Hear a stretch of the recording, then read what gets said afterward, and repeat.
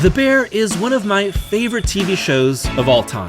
After 2 seasons, it's cemented itself as an experience that isn't just a totally unique and thrilling piece of entertainment, but a story that came into my life at a really difficult time and made a world of difference. Created by Christopher Storer for FX on Hulu, The Bear is, at its core, the story of Chef Carmen Barzado, played by Jeremy Allen White, who returns to his hometown of Chicago to run his dead brother's restaurant. The thing is, both the restaurant, known as The Beef, and Carmy are a disaster, and Season 1 becomes deeply entrenched in Carmy's grief and the struggle for every person at the restaurant to find a way forward out of the mess they're all stuck in. Season 2 sees our characters opening a new restaurant, named, surprise surprise, The Bear. And the pressure they've put themselves under forces each person to either grow or crumble in the process. At the time of this video's release, The Bear has aired 2 seasons and is about to release its 3rd. And in just a few years, Storer's show has created a reputation of being a chaotic,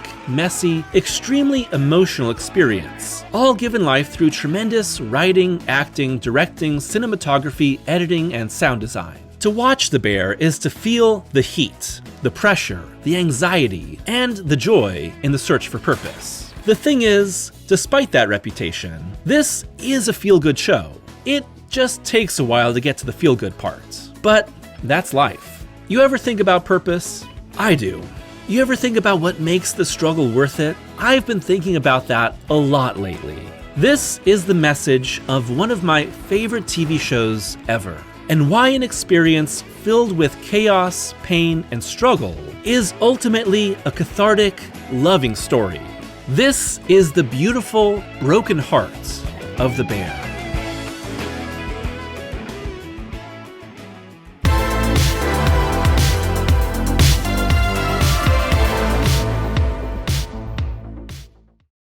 Before making The Bear, Christopher Storer had been best known for directing and producing a lot of different comedy specials before the show's debut on June 23, 2022. And Storer based his ideas for the show on his experiences mostly inside the real-life Chicago Italian beef restaurant Mr. Beef, growing up as a close friend of Mr. Beef's owner and working there when he was 19 years old. Reflecting on his time at the restaurant, Storer said, "The thing I remember the most about Mr. Beef was like how out of control it could get for 5 minutes, and then how chill it would get for 5 minutes, and the amount of weird shit that would happen out of nowhere. The people that would come in there, and it was like this great combination of regulars and people that worked in the neighborhood." And while The Beef of the Bear isn't meant to be a one-to-one replica of the real restaurant, the many stories and incidents that make up both seasons of the show are pulled from real-life experiences of restaurant staff that spoke to Storer and The Bear's writers. Losing power, finding mold, fights, getting slammed by DoorDash orders. The high-pressure insanity of not just running a kitchen, but keeping a restaurant afloat powers the character arcs that make up The Bear, with just a little dash of extra drama for the sake of TV excitement. Beyond Storer as creator, credited writer on most episodes, and director of the majority of the seasons, The Bear is co-showrun by Storer and Joanna Kahlo, with Kahlo also frequently directing. And the format of the show is absolutely taking advantage of the flexibility of the modern streaming show, with episodes ranging from 20 minutes long to an hour, but mostly hovering around the 30-minute mark. Thankfully, The Bear is focused on creating highly contained, satisfying individual episodes that compose a larger story, far closer in format to classic episodic TV than the shitty, modern, one-long movie cut up into chunks bullshit that makes so many streaming shows a formless chore to sit through. And yes, The Bear is classified as a comedy. I've seen people say, "That's not a comedy, it's too stressful and angry." Well, if you grew up in a chaotic home environment, you'd see how funny it is too. Of course, The Bear isn't playing its situation for laughs. It isn't making fun of its characters. It cares about them too much and shows the toll of very real mental health struggles. It's just that we're along for the ride too, shoved down to the lowest lows and brought up to the highest highs, right next to the staff of The Bear. Season 1 and 2 are both centered around Carmy's efforts to make something out of the restaurant given to him by his brother, but have entirely different approaches and challenges. In Season 1, we meet Carmen already several days into taking over the sandwich shop, after his older brother, Michael, its owner, killed himself after years of drug-addicted struggles, and left it to him in his will. The struggle of Season 1 isn't just Carmy and team trying to turn the struggling restaurant around, as things continuously go wrong. but Carmy trying to understand his brother, who he'd lost touch with for years before his death. In Season 2, the struggle is Carmy and crew working to open a new restaurant, The Bear, in place of the beef, and all the challenges, both physical and mental, that come with opening a new restaurant. Instead of a general path toward a better restaurant, we have a locked-in countdown until the new place must open. But what I find unites these seasons is that while The Bear spends large amounts of its time to lovingly detailing the cooking and preparation needed for an exquisite dish, it's not really a show about cooking. Instead, it's a series about purpose, passion, and what it takes for some people to be happy.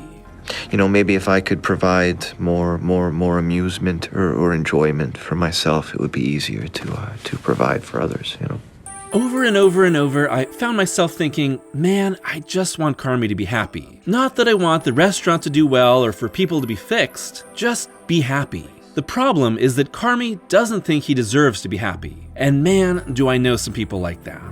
I don't need to provide amusement or enjoyment. I don't need to receive any amusement or enjoyment. I'm completely fine with that. Jeremy Allen White as Carmy is the center of the show. His work is an amazing portrayal of bottled up anxiety and pain, but one that leaves room for us to see why he's so passionate and essentially addicted to the life of a chef. It's his choices and mistakes that set the course of the larger plot, but over time, the people that surround him become just as important. There's Io Adebri as Sydney, who joins the beef to learn from Carmy. Chef, you kind of let everybody act like trash and really kind of came at me a little, I guess. I expect more from you. Eben Moss-Backrack as Cousin Richie, who's known the Berzatto family for decades and was working at the beef when Mikey killed himself.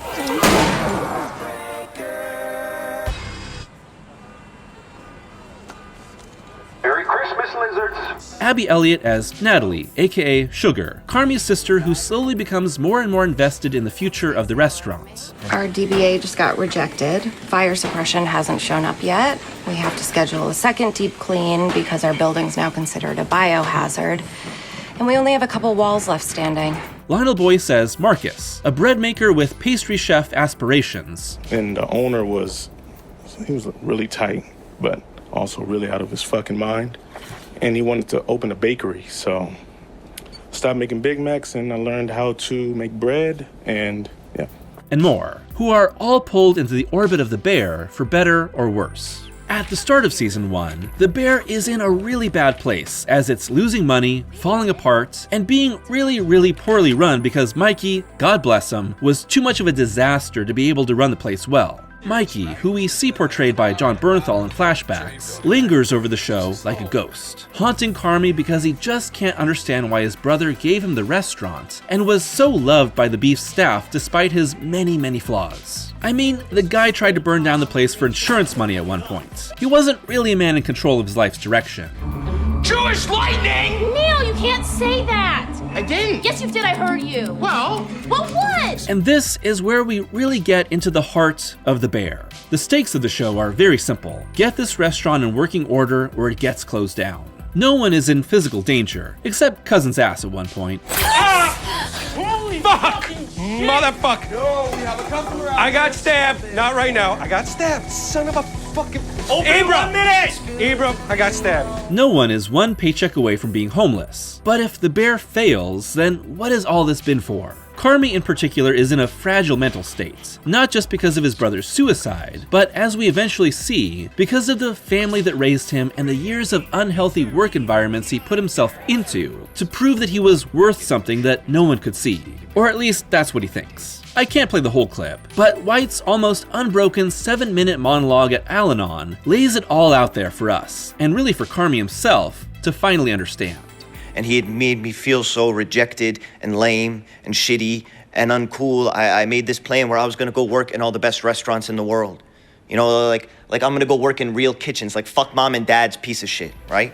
I think we all live with a lot of scars and mess inside of us. And sometimes, it feels like the only way to survive is to just keep going. Don't think about it. Don't talk about it. Even when you know that it's making you be your worst self. It seems less painful to live out its consequences than to just face up to it. Said co-showrunner Joanna Kahlo, "There's something beautiful about acknowledging how messy our lives really are, and just how enmeshed so many of our relationships are. And it's the internal mess of each character that flows out of their personalities and into the real world around them. Specifically, it creates the chaos of the Bear's Kitchen."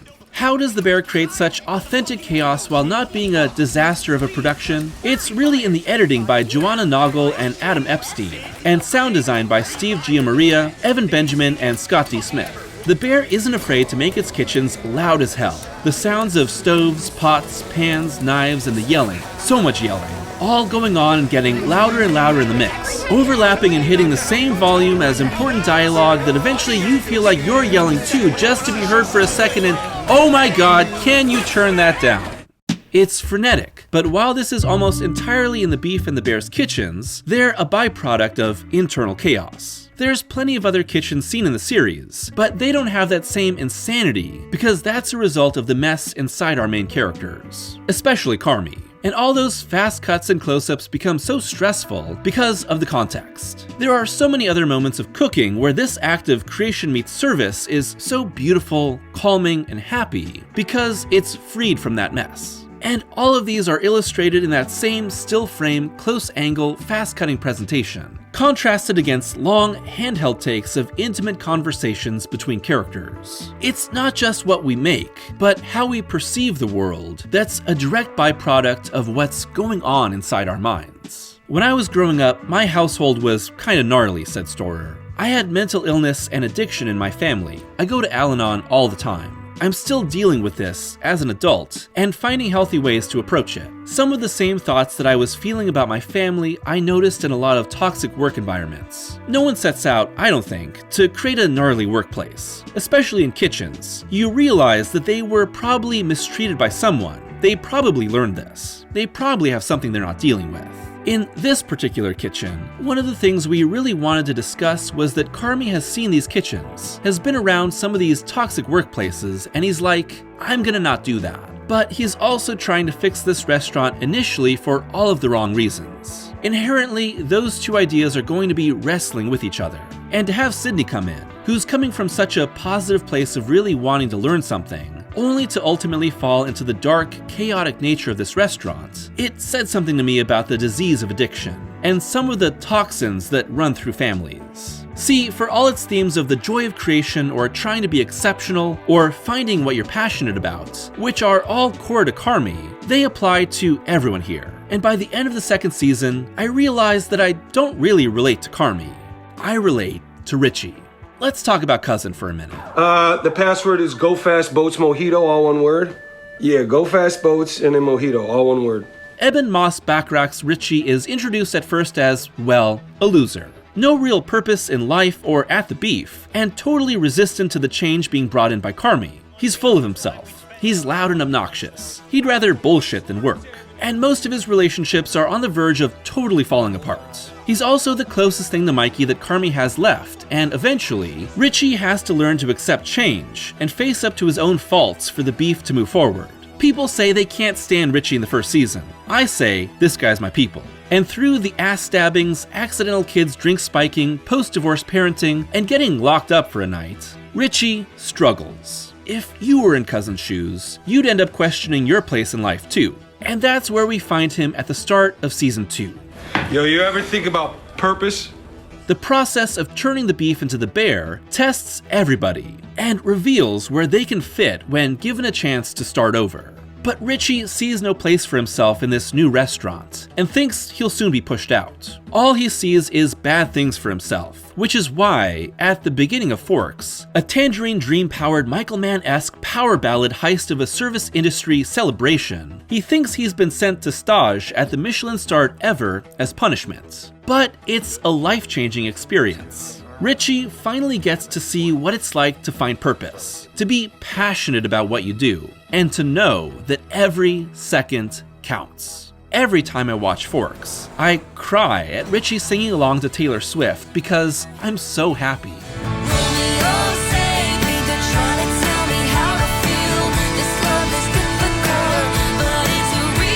Life can suck, and family can be a mess, and you can hate yourself for all your flaws. But when you finally realize not only that there's something you're great at, but that it's been there all along, life can change in an instant. He believes in you, you know. What makes you say that? He told me. He said you're good with people. He's not wrong.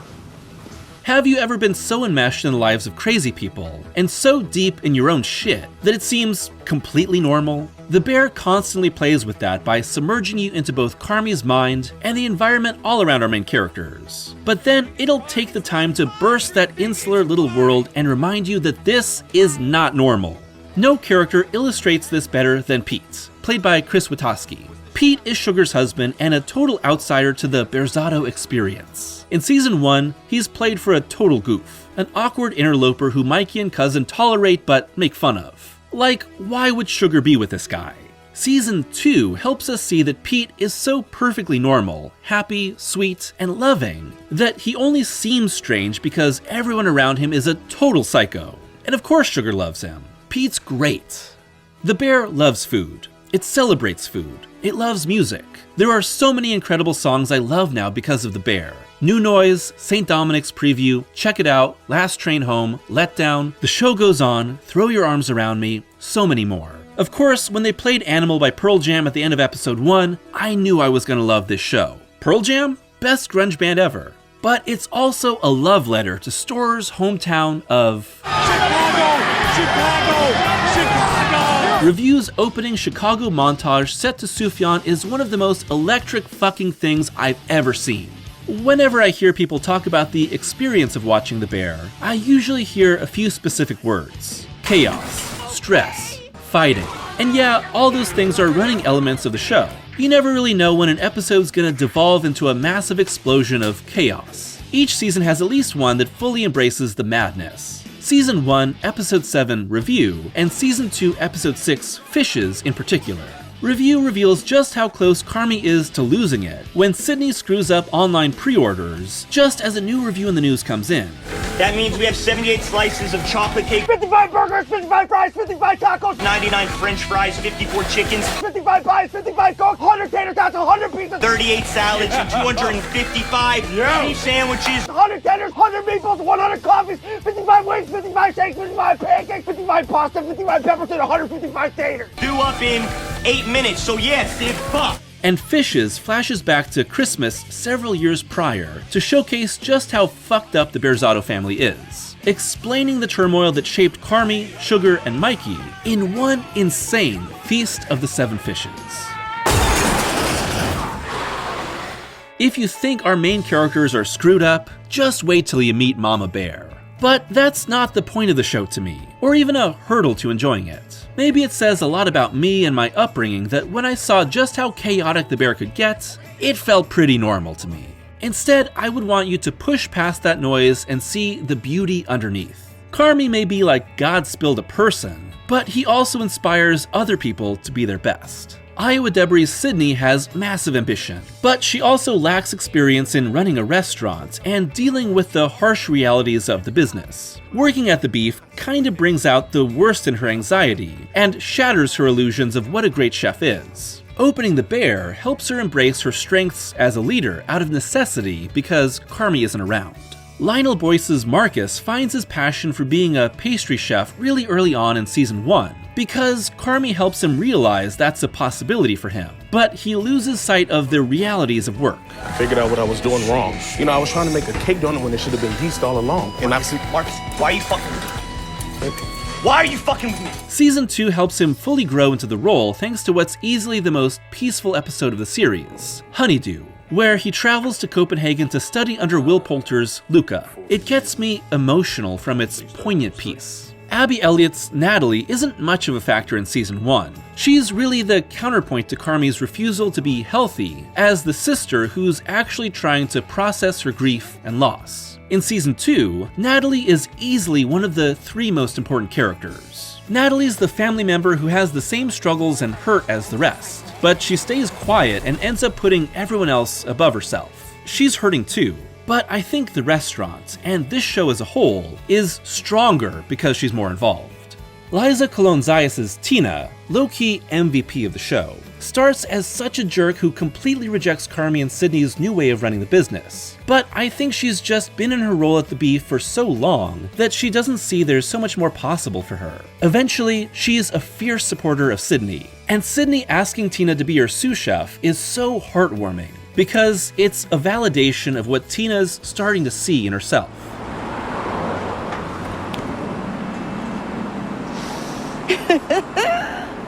Oh, and Maddie Matheson is Fax here too. Shout out Fac. You're good people. Season 1 ends in such a gorgeous way because as the season goes on, we realize that these 8 episodes have really been about processing grief. Grief that makes it almost impossible to move forward, unable to process the past. The Beef is stuck, and Carmy has been stuck by the realization that maybe he didn't really know his brother. He didn't know Mikey was using. He didn't know why his brother banned him from the restaurant. So why did he leave him the Beef after his suicide? Season 1 is deeply embedded inside Carmy's mind. We open with one of his dreams, go back into his subconscious over and over, see how his instability affects how he sees everything around him. An end-of-season nightmare puts him into a cooking show that falls apart, and what's really telling on rewatch is that Mikey's voice comes through over and over across the season. Let it rip, buddy. But Carmy can't see his face. What's it like to realize you didn't really know someone that you loved so much only after they're gone? Why did Mikey give the Beef to Carmy? Where did all that money he borrowed from Cicero go? It all comes together with Richie finally giving his cousin Mikey's letter with a recipe and a simple message, leading to him discovering all that money hidden away. You see, Carmy, your brother really did love you. He just couldn't express it through everything that was eating away at him. With Carmy given the money to make his dream happen, the Beef is set to reopen as Carmy's vision of the bear. And at the very end, Carmy finally sees Mikey, happy and proud of him. It's really beautiful, and when I first finished season 1 of The Bear, I was at a really difficult but also very happy time in my life. Let's just say that life had gotten much more complicated, but I was happy about it while struggling more than ever. Of course, life never stays the same. If The Bear ended right there, it would be a perfect ending for a single season of TV that affirms that you, no matter how many times you fuck up, are loved. So please love yourself too. Creating something great takes part of you to make, but it should give something back. I've seen way too often that creation is also an act of self-destruction, and that the process of making something can become so obsessive that it hurts a person's physical or mental health, their careers, their relationships, and every part of their being until they can't create anymore. So if that's you, please be here. If you're gone, the show will go on, but please be here for what comes next. Of course, that's not the end, and The Bear Season 2 takes us further into what it means for many different people with many different struggles to try and find a purpose. Now with Carmy and crew beginning to plan out opening The Bear, our characters' own almost pathological need for pressure leads to them declaring that the restaurant must open in 3 months. And the race is on. Meanwhile, Carmy starts a relationship with Molly Gordon's Claire, a childhood friend who gets him to start opening up and, unfortunately, losing sight of his restaurant. Season 2 throws many different obstacles in the way of the Bear's opening, but also gives several different characters their own focused episodes, like Sydney's Food Journey and Sunday, or the Carmy and Claire focused Pop. In the final episode of the season, The Bear, the restaurant, finally opens with a friends and family night that becomes a near disaster when Carmy gets locked in the walk-in freezer that he was supposed to get fixed all season. But The Bear Season 2 is the story of every single person self-actualizing and finding their strengths, except for Carmy. And so while everyone else saves the day, Carmy melts down, isolated and unable to manage his kitchen. Alone in his thoughts, Carmy destroys his relationship with Claire, explodes on Cousin despite everything he's done for the restaurants, and is left with his burning bridges. I feel bad for Carmy, but I also think he's at fault for so much that goes wrong. His focus on Claire takes his mind off all the tiny details needed for the restaurant. But as he's pulled away, everyone has to step up to be able to do it without him. Carmy should be able to be in a relationship and run a restaurant. It might not be perfect, but it could be good. But Carmy is deeply unhealthy, and neither of these things can go well. We both had this idea that we needed to get rid of him, said Caldo. for his own misery and this idea of being punished for the joy that he experienced, but also because we really wanted to give Sydney a chance to rise into power. This leads to the greatest moment of The Bear. 2 words. Richie?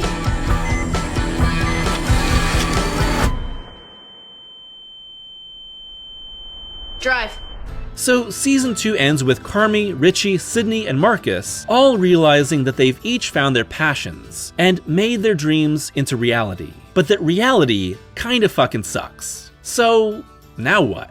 Before making this video, I'd seen both seasons of The Bear 3 times each, and each time has made me love the show more and more because I no longer have to worry about the fate of the restaurant or how the characters will affect each other. Instead, I get to sit in all these moments and feel what the show wants me to feel. That can be frustration, relief, satisfaction, disappointment, stress, thankfulness. But most of all, I feel hope.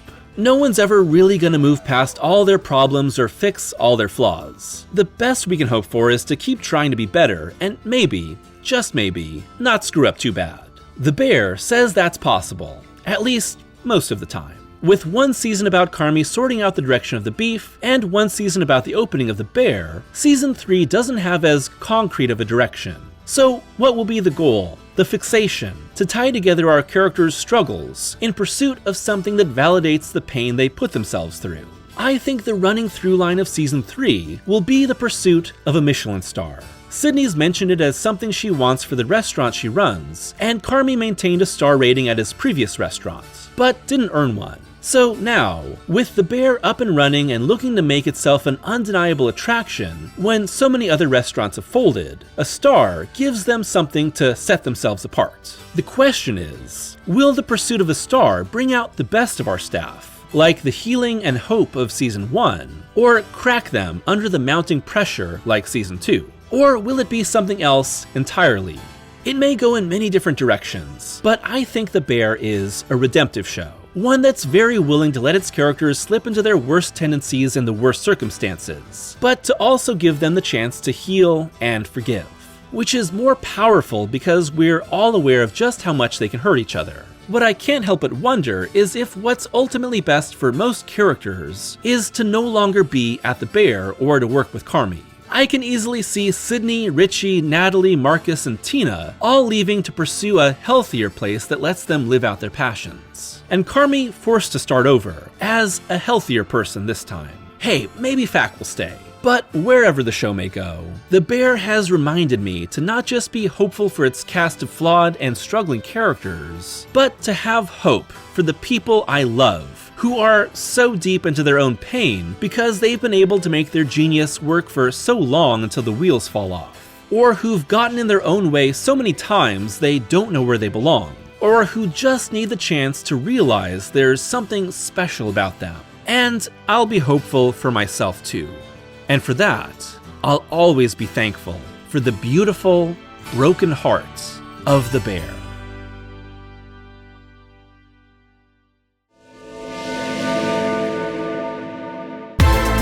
Thanks for watching today's video and for taking the time to let me spill my guts about The Bear, life, and my own mess. Like I said in the video, this TV show has become very, very important to me in a pretty short span of time, and given its popularity, I think The Bear is pretty special to a lot of other people too. Yes, it's a chaotic and crazy and loud, super well-made show, but it's so much more than that. It's really not about running a restaurant or making food. It's about facing your own shortcomings as a person and owning up to your relationships with other people. And I think a lot of people need to see that in some form. I know that I do too. And yeah, I've become somewhat addicted to rewatching this show. I know that even after I finish this video, I'm really excited to not only watch season 3, but to rewatch it all over and over again. I'd love to hear your thoughts on The Bear, what your favorite aspects of the show are, your favorite characters, why you think it resonates with so many people, your expectations on season 3, and what other TV shows you'd like for me to cover on the channel. As always, a huge thank you to my patrons for their continued support, and if you'd like to be a patron, it's only $1 a month for early access to every video, and exclusive Patreon-only podcast reviews. So, until next time, take care of yourself, chef, and let it rip.